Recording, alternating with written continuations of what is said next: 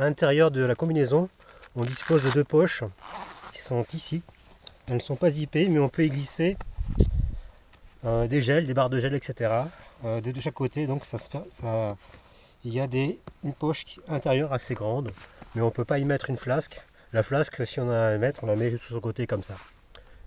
Débriefing du modèle Orca Swimrun. Alors au niveau du col, ça s'ajuste bien.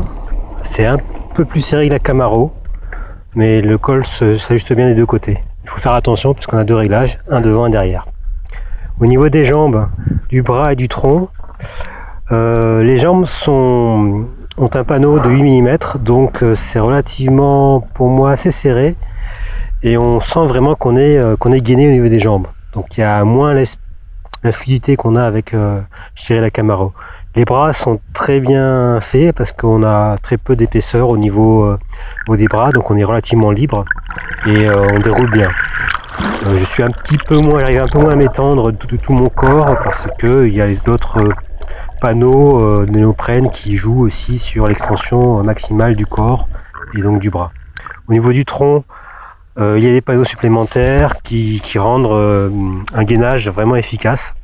Pour ceux qui ne sont pas gainés, c'est vraiment tout bénef. Parce que voilà, ils ont un gainage artificiel.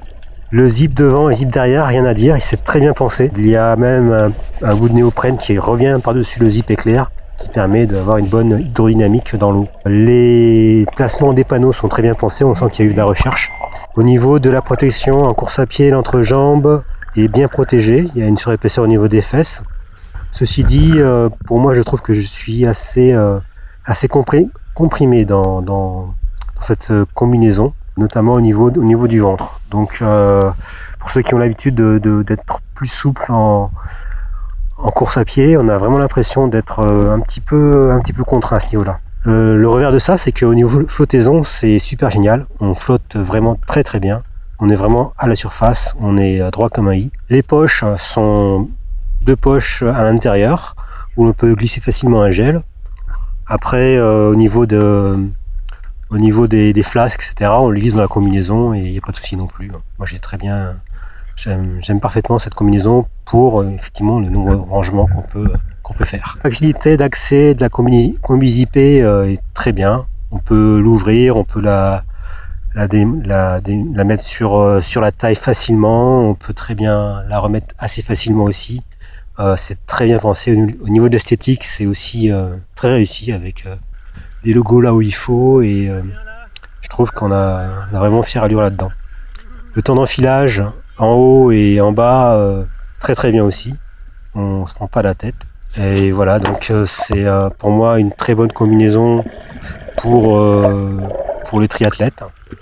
Je dirais que au niveau de la souplesse, on va dire que c'est un petit peu moins bien que la Camaro. C'est pas le même esprit. Autant ici, on a l'impression dans l'Orca d'être dans vraiment une sorte d'armure qui te permet d'être vraiment soutenu en natation, au détriment un petit peu de la course à pied où on a tendance à être un tout petit peu rigide. Et je pense que c'est la philosophie de pouvoir vraiment aider les non-nageurs à passer le cap de la natation.